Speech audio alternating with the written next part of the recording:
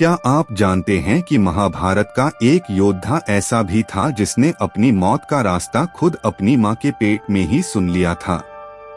एक ऐसा बालक जिसके पास चक्रव्यूह में घुसने का पासवर्ड तो था, लेकिन बाहर निकलने का रास्ता नियति ने उससे छीन लिया था। आज की वीडियो में हम जानेंगे कि आखिर क्यों भगवान कृष्ण ने सुभद्रा को गहरी नींद में सुला दिया था, ताकि अभिमन्यु वो आखिरी बात न सुन सके। महाभारत का युद्ध केवल शस्त्रों का नहीं, बल्कि शस्त्रों और कूटनीति का भी अद्भुत संगम था। इस महागाथा में कई ऐसे योद्धा हुए जिन्होंने अपनी वीरता से इतिहास के पन्ने अमर कर दिए। उन्हीं में से एक थे अर्जुन पुत्र अभिमन्यु। मात्र 16 वर्ष की आयु में उन्होंने वह कर दिखाया जो बड़े बड़े महारथी सोच भी नहीं सकते थे। लेकिन उनके जीवन की सबसे बड़ी विडंबना यह थी कि उन्होंने युद्ध की सबसे कठिन कला अपनी माता के गर्भ में ही सीख ली थी, पर वह शिक्षा अधूरी रह गई। कहानी तब शुरू होती है जब कुरुक्षेत्र के युद्ध से बहुत पहले अर्जुन और उनकी पत्नी सुभद्रा एकांत में समय बिता रहे थे।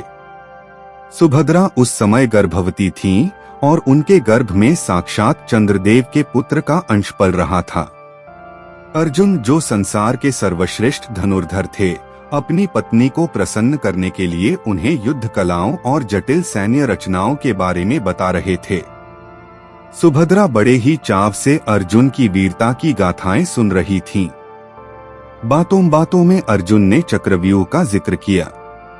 चक्रव्यूह एक ऐसी सैन्य रचना थी जिसे भेदना लगभग असंभव माना जाता था। यह एक घूमते हुए पहिए के समान होता था, जिसमें 7 परतें होती थीं। हर परत पर योद्धाओं की संख्या और उनकी शक्ति बढ़ती जाती थी। अर्जुन ने सुभद्रा को विस्तार से समझाना शुरू किया कि इस व्यूह में प्रवेश कैसे किया जाता है और इसकी पहली परत को कैसे तोड़ा जाता है। हैरानी की बात यह थी कि जब अर्जुन यह ज्ञान दे रहे थे, तब सुभद्रा के गर्भ में पल रहा शिशु यानी अभिमन्यु बड़ी एकाग्रता से सब सुन रहा था।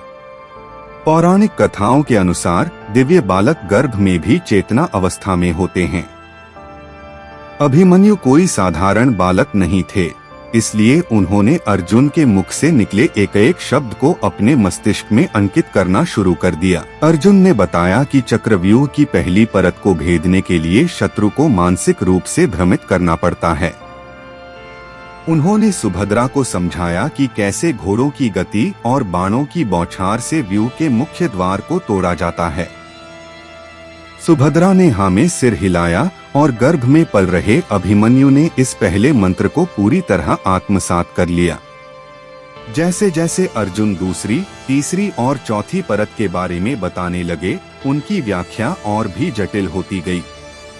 उन्होंने बताया कि कैसे व्यूह के भीतर योद्धा अपनी स्थिति बदलते रहते हैं ताकि कोई भी प्रवेश करने वाला व्यक्ति दिशा भ्रमित हो जाए।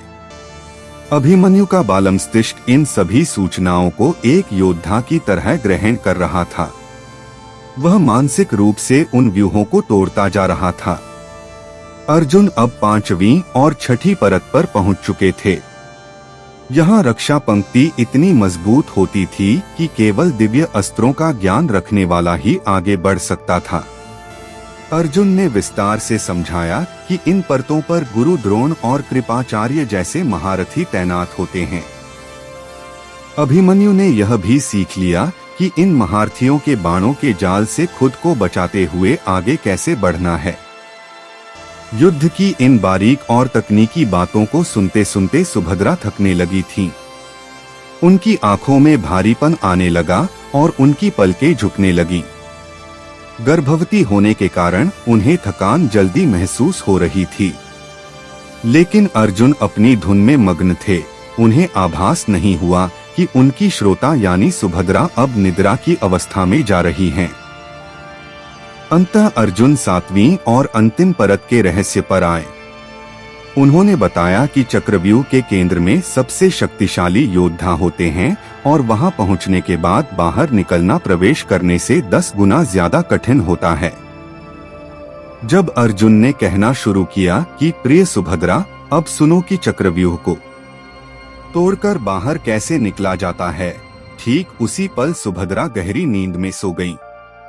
कुछ कथाओं में यह भी कहा जाता है कि भगवान श्री कृष्ण ने जानबूझकर ऐसा किया था। वे जानते थे कि यदि अभिमन्यु को बाहर निकलने का रास्ता भी पता चल गया तो भविष्य में होने वाली नियति बदल जाएगी। कृष्ण जानते थे कि महाभारत के युद्ध में अभिमन्यु का बलिदान आवश्यक है ताकि अधर्म का नाश करने के लिए पांडवों के भीतर प्रतिशोध की अग्नि प्रज्वलित हो सके। जब अर्जुन ने देखा कि सुभद्रा सो चुकी हैं और उनकी तरफ से कोई उत्तर नहीं आ रहा तो उन्होंने आगे बताना बंद कर दिया। उन्हें लगा कि सुभद्रा को विश्राम की आवश्यकता है। इस प्रकार चक्रव्यूह से बाहर निकलने की वह अनमोल विद्या अधूरी रह गई। अभिमन्यु ने प्रवेश करना तो सीख लिया था, लेकिन बाहर आने का मंत्र उनके कानों तक पहुंचने से पहले ही संवाद रुक गया। वर्षों बीत गए और कुरुक्षेत्र का महासंग्राम शुरू हुआ। युद्ध के 13वें दिन कौरवों के सेनापति गुरु द्रोणाचार्य ने पांडवों को हराने के लिए चक्रव्यूह की रचना की। पांडव सेना में केवल अर्जुन को ही इसे भेदना आता था, लेकिन उस दिन कौरवों ने अर्जुन को कूटनीति से युद्ध क्षेत्र से बहुत दूर भेज दिया था। पांडव सेना के सामने अस्तित्व का संकट खड़ा हो गया। जब युधिष्ठिर अत्यंत चिंतित थे, तब 16 वर्षीय अभिमन्यु आगे आए। उन्होंने कहा, तात आप चिंता न करें, मुझे चक्रव्यूह के भीतर जाना आता है। मैंने यह विद्या पिताश्री के मुख से माता के गर्भ में ही सीखी थी। हालांकि उन्होंने यह भी स्वीकार किया कि उन्हें बाहर निकलने का रास्ता पता नहीं है, फिर भी धर्म की रक्षा के लिए वे अंदर जाने को तैयार थे। जैसे ही युद्ध शुरू हुआ, अभिमन्यु बिजली की गति से कौरवों की सेना पर टूट पड़े। उन्होंने पहले ही द्वार पर तैनात धृतराष्ट्र के दामाद जयद्रथ को छकाते हुए व्यूह के भीतर प्रवेश कर लिया। उनकी वीरता देखकर द्रोणाचार्य भी दंग रह गए। अभिमन्यु ने एक एक करके 6 परतों को वैसे ही भेद दिया जैसे अर्जुन ने सुभद्रा को गर्भ के समय समझाया था। एक बालक को अपने साम्राज्य के महारथियों को धूल चटाते देख दुर्योधन भयभीत हो गया। कर्ण, द्रोण, अश्वत्थामा और कृपाचार्य जैसे योद्धा मिलकर भी उस अकेले किशोर को रोक नहीं पा रहे थे। अभिमन्यु ने चक्रव्यूह के भीतर तबाही मचा दी थी। उन्होंने दुर्योधन के पुत्र लक्ष्मण का वध कर दिया, जिससे कौरव क्रोध और ग्लानि से भर उठे। अभिमन्यु अंतिम घेरे में पहुंच तो गए, लेकिन अब उनकी अधूरी शिक्षा उनके सामने दीवार बनकर खड़ी हो गई। शिक्षा के अनुसार वे अंदर तो आ गए थे, लेकिन बाहर निकलने की रणनीति न होने के कारण वे वहीं फंस गए। उनके पीछे आ रहे भीम और अन्य पांडवों को जयद्रथ ने शिव के वरदान के कारण बाहर ही रोक दिया था। अब अभिमन्यु अकेले थे और चारों तरफ से 7 महारथियों ने उन्हें घेर लिए। जब कौरवों ने देखा कि अभिमन्यु को सीधे युद्ध में हराना असंभव है, तो उन्होंने युद्ध के तमाम नियम ताक पर रख दिए। द्रोणाचार्य के इशारे पर कर्ण ने पीछे से अभिमन्यु का धनुष काट दिया। उनके रथ के घोड़ों को मार गिराया गया और उनके सारथी का वध कर दिया गया। बिना हथियार के एक बालक पर 7 महारथियों का एक साथ वार करना इतिहास का सबसे कलंकित अध्याय बन गया। निहत्थे होने के बाद भी अभिमन्यु ने हार नहीं मानी। उन्होंने अपने टूटे हुए रथ का पहिया उठाया और उसे ही अपना शस्त्र बनाकर अंतिम सांस तक लड़ते रहे। यह दृश्य अभिमन्यु की उस वीरता का प्रमाण था जो उन्होंने गर्भ में सीखी थी कि एक योद्धा कभी हार नहीं मानता, चाहे परिस्थितियां कितनी भी प्रतिकूल क्यों न हो। अंततः दुशासन के पुत्र ने अभिमन्यु के सिर पर गदा से वार किया और भारत का वह तेजस्वी तारा अस्त हो गया। अभिमन्यु की मृत्यु ने युद्ध का स्वरूप बदल दिया। हालांकि उनकी शिक्षा अधूरी थी, लेकिन उनके साहस ने यह सिद्ध कर दिया कि ज्ञान से बड़ा चरित्र और संकल्प होता है।